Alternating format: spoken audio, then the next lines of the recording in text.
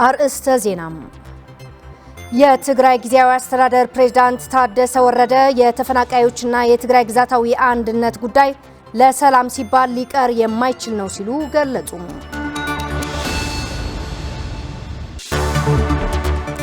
በኢትዮጵያ የአሜሪካ አምባሳደር ኤርቪን ማሲንጋ በምዕራብ ትግራይ ሁመራ የተገኙ ሲሆኑ በሁመራ ህዝብና በተፈናቃዮች ላይ እየደረሰ ያለውን ስቃይ እንዲያበቃ ጠየቁ።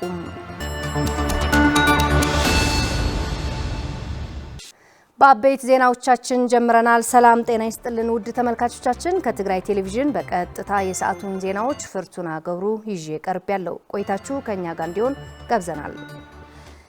የትግራይ ጊዜያዊ አስተዳደር ፕሬዝዳንት ሌተናል ጀነራል ታደሰ ወረደ የተፈናቃዮችን የትግራይ ግዛታዊ አንድነት ጉዳይ ለሰላም ሲባል ሊቀር የማይችልና ሊተው የማይገባ የህልውና ጉዳይ ነው ብለዋል።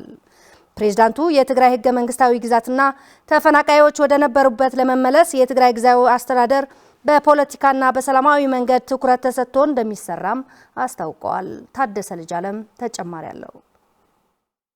በእንዳስላሴ ሽሬ ጥር ስላሴ ንግስ በዓል በተለያዩ ሃይማኖታዊ ዝግጅቶች በድምቀት ተከብሮ ውሏል። በበዓሉ ተገኝተው ንግግር ያደረጉት የትግራይ ጊዜያዊ አስተዳደር ፕሬዝዳንት ታደሰ ወረደ በትግራይ ለረጅም ጊዜ ያልተፈታው የፕሪቶሪያው ስምምነት ሙሉ በሙሉ አለመተግበር ብሎም የተፈናቀሉ ወገኖችና የትግራይ ሉዓላዊ ግዛት አለመመለስ ባለፉት 5 ዓመታት የትግራይ ዋና ችግር ሆኖ መቆየቱን ገልጸዋል። ፕሬዝዳንቱ አክሎም ተፈናቃዮች ደህንነታቸው በተጠበቀ መልኩ ለመመለስና የትግራይ ህገ መንግስታዊ ግዛት ወደ ነበረበት ለመመለስ የትግራይ ጊዜያዊ አስተዳደር ትኩረት ሰጥቶ እንደሚሰራም አስታውቀዋል።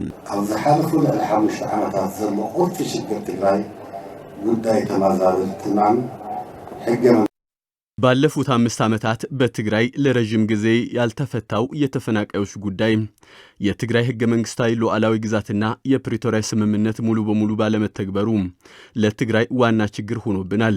ተፈናቃዮችም ደህንነታቸው በተጠበቀ መልኩ ወደ ቀያቸው ሊመለሱ ይገባል። ትግራይ ከጦርነት በፊት ወደ ነበረችበት ህገ መንግስታዊ ግዛት ልትመለስ ይገባል። አሁንም ወደ ሌላ ዙር የጦርነት ምክንያት እንዳይሆኑ የትግራይ ጊዜያዊ አስተዳደርና ህዝብ በትኩረት እየሰራ ይገኛል። ይህ ችግር በሰላምና በሰላም ብቻ የሚፈታ መሆን አለበት።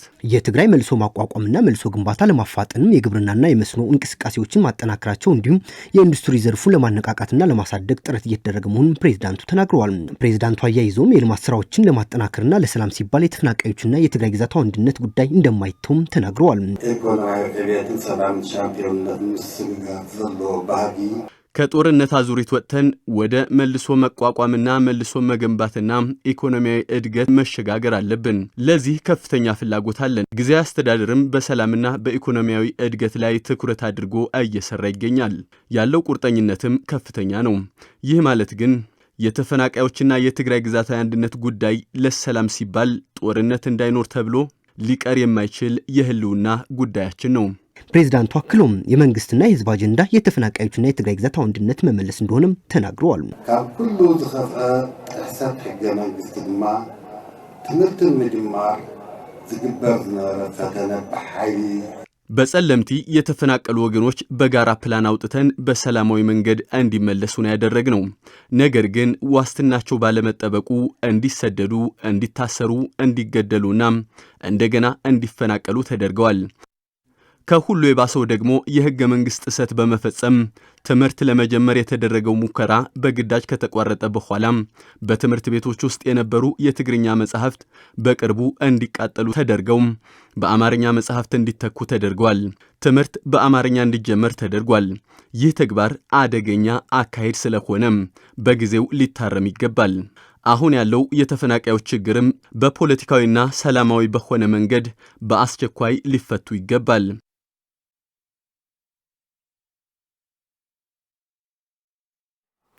ለአመታት በስቃይ ላይ ውስጥ ያሉት ተፈናቃይ ወገኖች እንደ ህዝብ ከመጥፋት በመታደግ የሚመለከታቸው አካላት ታሪካዊ ኃላፊነታቸው እንዲወጡ የሰሜን ምዕራብ ዞን ሊቀ ጳጳስ ብፁዕ አቡነ ጴጥሮስ ጠየቁም። በጦርነቱ በተጎሳቀለችው ትግራይ በስራ አጥነትና ተስፋ መቁረጥ ለህገ ወጥ ስደት እየተዳረገ ያለውን ወጣትም በቻለው አቅም በሀገሩ እንዲሰራ ሊቀ ጳጳስ ብፁዕ አቡነ ጴጥሮስ አባታዊ መልእክታቸውን አስተላልፈዋል።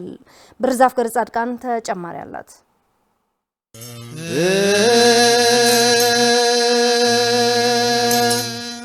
በእንዳ ስላሴ ሽረ በርካታ ታዳሚያን በተገኙበት በየዓመቱ ጥር 7 ቀን የሚከበረው የዘንድሮ የስላሴ ዓመታዊ ክብረ በዓል ሃይማኖታዊና ትውፊታዊ ይዘቱን ጠብቆ ተከብረዋል።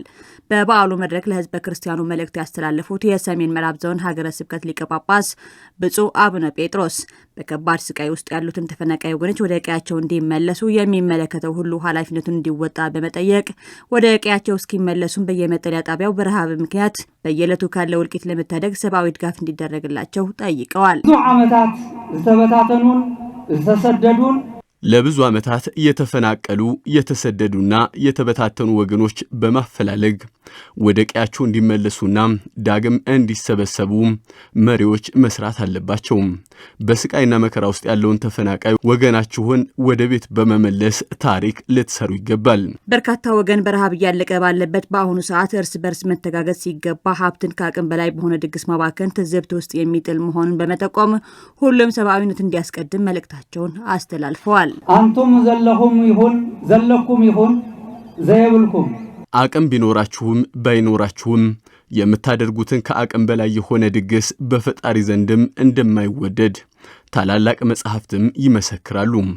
ድሃ በረሃብ አለንጋ እየተቀጣና እየሞተ የሚደረጉ ከልክ በላይ ድግሶች ነውር መሆኑን ተገንዝባችሁ ሁሉም በልኩ እንድታደርጉትም አባታዊ ምክሬን ማስተላለፍ ፈልጋለሁ። የትግራይ ሰሜን ምዕራባዊ ዞን ሀገረ ስብከት ሊቀ ጳጳስ ብፁዕ አቡነ ጴጥሮስ አክሎም ወጣቱ ከህገወጥ ስደት ራሱን በመጠበቅ በሀገሩ በአቅሙ ሰርቶ እንዲተዳደርም መክረዋል። ተጋሩ መንእሰያት ደቅና የትግራይ ወጣት ክፋት ባመጣው በትግራይ በተካሄደው ጦርነትና የተፈጥሮ ድርቅም ተጨምሮበት በከፋ የሥራ አጥነት ላይ ወድቃችሁ በከባድ ማህበራዊ ቀውስ ላይ መሆናችሁ እኛ የሃይማኖት አባቶቻችሁ በልክ እንረዳለን። ሆኖም ሥራ ሳትነቁ ፈጣሪ ባርኮላችሁ በሀገራችሁ ብትሰሩ ከፍ ላለ ደረጃ እንደምትደርሱም እምነታችን ነው። በኢትዮጵያ የአሜሪካ አምባሳደር ኤርቨን ማሲንጋ በምዕራብ ትግራይ ሁመራ ተገኝተው ህዝብ ላይ እየደረሰ ያለውን ስቃይ በአካል ተገኝቼ አረጋግጫለሁ አሉ። የአምባሳደሩን ትዝብት አካቶ መግለጫ ያወጣው ኤምባሲው በሁመራ የመሰረተ ልማት ውድመትና የመሰረታዊ አገልግሎት እጦት በሰፊ መኖሩን አመላክቷል።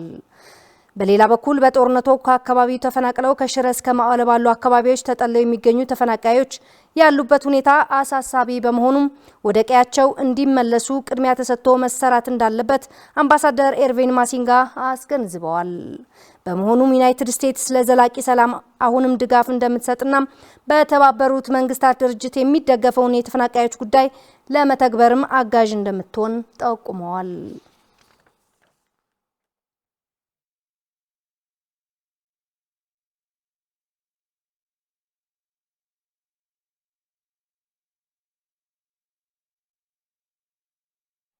በመጨረሻም ጥር 7 2013 ዓ.ም በትግራይ ሰሜን ምዕራባዊ ዞን በናዕዴር ወረዳ በማህበረ ዴጎ ቀበሌ 73 ንጹሃን ወገኖች በጆኖሳይድ ኃይሎች አሰቃቂ በሆነ መልኩ የተጨፈጨፈበት ዕለት ነበር።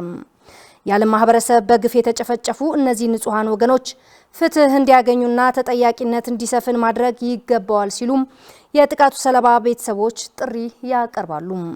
ፍሬህይወት ወልደመድን ዕለቱን በሚመለከት ትንታኔ ይዛልን ቀርባለች።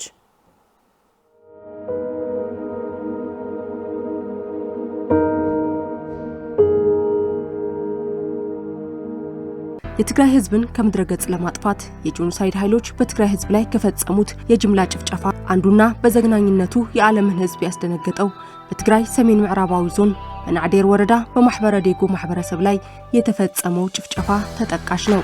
ይህ ክስተትም በትግራይ ህዝብ ላይ ጥቁር ጠባሳን ጥሎ ያለፈ ነው። አንበሳ ጀግና ነሽ። መጨረሻችሁ ይሄ ነው። ነዳጅ ቢኖር አሪፍ ነበር። እነዚህ ይህ የምንመለከተው ምስልም ሊታሰብ በማይቻል አጋጣሚ ለዓለም ማህበረሰብ የደረሰው በትግራይ ህዝብ ላይ የተፈጸመውና የጭካኔ ጫፍን የሚያሳይ ምስልም ነው። የማህበረ ዴጎ ወጣቶች፣ አዛውንቶች ቤት ለቤት ታፍሰው በበረሃ በመውሰድ ኢሰብአዊ በሆነ መልኩ በጠራራ ፀሐይ በገደል አፋፍ ስር በግፍ ተገድለው አስከሬናቸው የእንስሳት ያህል እንኳን ክብር ሳያገኝ በሚዘገንን ጭካኔ ሲወረወሩ የሚያሳይ ምስል።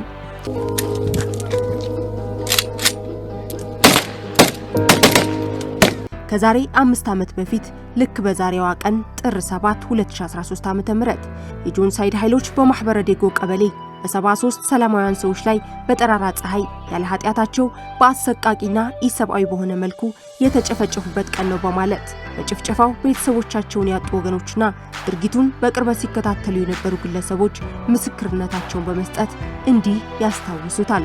ናቴ ክልተ እዮም ሓደ ሐኪም ይነሩ ሓደ መዘምሪ ይነሩ። ከተጨፈጨፉት መካከል ሁለቱ የኔ ልጆች ናቸው። አንደኛው ሐኪም ሌላኛው ደግሞ መዘምራን ነው የነበሩት።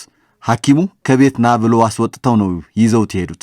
ሁለተኛው ደግሞ ከብት እየጠበቀ ሳለ ነበር ይዟቸው የሄዱት። ከዛማ እንደወጡ ነው ያስቀሯቸው። ልጆችን አሳጡኝ።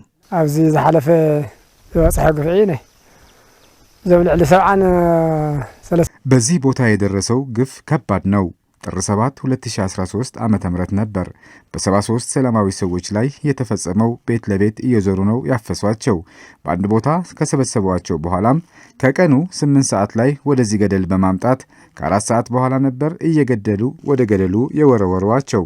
ይህ ድርጊት የፈጸሙትም የኢትዮጵያ መከላከያ ሰራዊት ናቸው። በማህበረ ዴጎ የተፈጸመው አሰቃቂ ግፍ የትግራይ ተወላጆችን መግደል ብቻም አልነበረም። አስከሬኖችን ወደ ገደል ተወርውረው ልክ እንደማንኛውም ሰው በወጉ እንኳን አፈር እንዳይለብሱ ተከልክለው በአውሬ እንዲበሉና እንዲቃጠሉ ተደርገዋል። እናቶችም የወላድ አንጀታቸው እንዲቆርጥ አልቀሰው ለመቅበርም አልታደሉም ነበር። አንሻው ትክፍዒ በጽሕና ነበር ጨፍጫፍ በጽሕና በነበረ ጣም ምረር ዝበለይ ፍሪዝ ዝበለይ የተፈጸመው ግፍና ጭፍጨፋ በጣም ዘግናኝ ነው የነበረው። የሰው ልጅ ሲሞት በክብር አፈር እንዲለብስ ይደረጋል እንጂ ወደ ገደል ተወርውሮ አውሬ እንዲበላው መደረጉም ታይቶም ተሰምቶም አይታወቅም። በጣም ዘግናኝ ነው። ጸደፎ ወልዑ መውዛሕቶም ቤተሰብ እዮም። ያለምንም ምክንያት ተገድለው ወደ ገደሉ ከተወረወሩት መካከል አብዛኛዎቹ ቤተሰቦቼ ናቸው። አብዛኞቹ በአንድ ቦታ ነበር አጽማቸው የተገኘው። የተወሰኑት ናቸው ራቅ ብለው የነበሩት። በወቅቱ ከባድ ነበር። እነዚህ ንጹሃን በጄኖሳይድ ኃይሎች በአሰቃቂ መልኩ ጥር 7 2013 ዓ.ም የተጨፈጨፉ ሲሆን ከአውሬና ከቃጠሎ የተራረፉት አጽማቸው በቤተሰቦቻቸው ተለቅሞ እንዲቀበሩ የተደረገው ግን ከ5 ወራት በኋላ ነበር።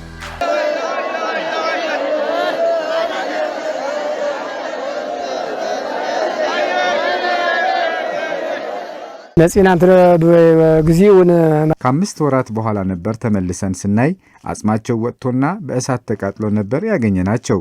ከዚህ ለቅመን ደግሞ ወደ ቤተክርስቲያን ነው የወሰድናቸው። እዚህ የተጨፈጨፉት ሰዎች ሰላማዊ ናቸው የነበሩት። ከባቶም ህፃናት አለው አበይቲ ለዕሊ 70 ዓመት አለው። ከተጨፈጨፉት መካከል ህፃናት፣ ወጣቶች እንዲሁም አዛውንቶች ናቸው የነበሩት። አብዛኞቹ ግን በመካከለኛው እድሜ ክልል ውስጥ የሆኑ ወንዶች ናቸው የነበሩት። በማህበረ ዴጎ የተፈጸመው ዘግናኝ ጭፍጨፋ እንደ እድል በሚዲያ ወጥቶ በዓለም ማህበረሰብ ዘንድ ስለታየ እንጂ በበርካታ የትግራይ አካባቢዎች በርካታ ግፎች ተፈጽመዋል። በማህበረ ዴጎ ማህበረሰብ ላይ የተፈጸመው አሰቃቂ ግፍ በምስል ከተሰራጨ በኋላም ነበር ዓለም በትግራይ ህዝብ ላይ የተፈጸመው ወንጀሎችን አይኗን በመግለጥ ማየት የጀመረችው። Various posts on social media claimed that the incident took place near a town called Mahabere Dego, just south of Axum. So it was a rallying cry for the Tigrayan struggle, which was also along the lines of demanding autonomy, or at least against marginalization by the central state. It looks very much like they are accusing those people in the video of being members of the TPLF. The fact that these people are suspected of being Woyane, or they are being tagged as such, is almost sort of seen as justification for the violence that's being exacted against them. በናዕዴር ወረዳ በማህበረ ዴጎ ቀበሌ የተፈጸመው በታሪክ ተሰምቶ የማይታወቅ አሰቃቂ ግፍ ይህንን ድርጊት ታዲያ እንደ ፍጡር ህሊናቸውን ወደ ጎንትተው ሰብአዊነታቸው ረስተው ጭካኔ በተሞላው መንገድ የፈጸሙትም ትዛዝ በመቀበል እንደሆነም ድርጊት ፈጻሚዎቹ በአንደበታቸው ምስክርነታቸውን ይሰጣሉ። ማህበረ ዴጎ የነበረው ያው ብዙ ሰው የራሱ ስራ አለው፣ ሸማኔም የሆኑት አሉ። በቃ ምንም ነገር ተዋጊ ነው ሆነ ቢለ ማታስበው ሰው ዝም ብሎ አውጥቶ ሳይጠራ በመግደል እንደዚህ አይነት ነገር ነበር እኔ ባይኔ ያየሁት። መመሪያ ተወርዷል፣ ያገኛችሁ ወጣት ሊቀሙና ግደሉን ተባለ ነው። ከ3 ዓመታት በፊት የትግራይ ህዝብን ከመሳሪያ ድምጽ የታደገውና በውስን መልኩም ቢሆን ሰላም እንዲያገኝ ያስቻለው በደቡብ አፍሪካ በፕሪቶሪያ ከተማ የተፈረመው የሰላም ስምምነት ነበር። ይህ ስምምነትም በውስጡ ከያዛቸው ዋነኛ አንቀጾች መካከል በህገ መንግስቱ መሰረት የትግራይ ግዛታዊ አንድነት መመለስ፣ ተፈናቃዮች በአፋጣኝ ወደ ቀያቸው እንዲመለሱና በትግራይ ህዝብ ላይ የደረሱ ዘግናኝ ግፎች ተጠያቂነትና ፍትህ እንዲነግስ ማድረግ የሚሉ ናቸው። ይሁንና ስምምነቱ እስካሁን በሙሉነት ሊፈጸም ባለመቻላቸው የትግራይ ህዝብ ህይወት ከጊዜ ወደ ጊዜ በከፍተኛ ማህበራዊ፣ ኢኮኖሚያዊና ልቦናዊ ቀውስ ውስጥ እንዲዋልል አድርጎታል። ስለሆነም የትግራይ ህዝብ እያስተናገደ ካለው ሁለንተናዊ ቀውስ እንዲወጣ የፕሪቶሪያው ስምምነት የፈረሙና ያፈራረሙ አካላት እንዲሁም የዓለም ማህበረሰብ ይህ በሰው ልጆች ላይ ይፈጸማል ተብሎ የማይታሰበው ነገር ግን በትግራይ ህዝብ ላይ የተፈጸመው ኢሰብአዊ ወንጀል ፍትህ እንዲሰጠው ጫና ሊያደርግ ይገባል የሚሉ የበርካቶች ሐሳብ ነው። ከምዛ አይነት ግፍዒ ክፍጽም ተሎ እንዲህ አይነት ግፎች ሲፈጸሙ ያለ ምንም ጥያቄ ተጠያቂነት መኖር አለበት። አለመግባባቶች ተከትሎ ጦርነት በየትኛውም ሀገር ላይ ሊኖር ይችላል። ይህ ሲሆን ግን ሰላማዊ ሰዎች ዘግናኝ በሆነ መልኩ መጨፍጨፍ ግን በየትኛውም ህግ አይፈቀድም። ጦርነትም ቢሆን የራሱ የሆነ ህግ አለው። ስለዚህ ተጠያቂነት ማስፈን ይገባል ማለት ነው። ስለዚህ ግፍ የተፈጸመበት ማህበረሰብ ብቻ ሳይሆን የዓለም ማህበረሰብም በማጣራት ተጠያቂነት እንዲሰፍን የማድረግ ኃላፊነት አለበት። ከዚህ ባሻገርም በጆኖሳይዳዊ ጦርነት ወቅት በትግራይ ህዝብ ላይ የተፈጸሙ እያንዳንዱ ግፎች ቀኑን ከማሰብ ባሻገር በሚገባው ልክ ተሰንዶ እንዲቀመጥ በማድረግ ትውልድ እንዲማርበትና እንዲጸየፈው እንዳይረሳና እንዳይደገም ማድረግ ይገባል። ሓደ ግፍዕት ስንድ ከለሃ ብዙሕ ነገርኻ ብዙሕ ዕላማ እዩ። አንድ የተፈጸመ ግፍ ሲሰነድ በርካታ ዓላማ አለው። አንደኛው ትውልድ እንዲማርበትና ታሪኩን እንዲያውቅ እንዲህ አይነት ግፎች እንዳይቀጥሉ ሰዎች እንዲማሩበት እንዳይደገሙ የተለያዩ ፖሊሲዎችን በማውጣት መሻሻሎች እንዲያደርጉም ለማድረግ ነው። ሌላው ፍትህና ተጠያቂነት እንዲሰፍን ለማድረግ ነው። ያጠፋ ሰው በጥፋቱ ካልተጠየቀ ሌላውም እንዳይመጣ የሚል ስሜት እንዳያድርበት ነው። ስለዚህ የተፈጸሙት ሁሉ በመሰነድ ለሚመለከተው እንዲደርስ ለማድረግ በጋራ መስራት ይገባል። ከትንታኔያችን ተመልሰናል። ውድ ተመልካቾቻችን የሰዓቱን አበይት የአማርኛ ዜናዎቻችን ስትከታተሉ ነበሩ። ቆይታችሁ ከኛ ጋር ስለሆነ እናመሰግናለን። ፍርቱና ገብሩ ቆይታ አደረኩኝ። ከቀሪ የትግራይ ቴሌቪዥን ፕሮግራሞች ጋር መልካም ቆይታ ነው።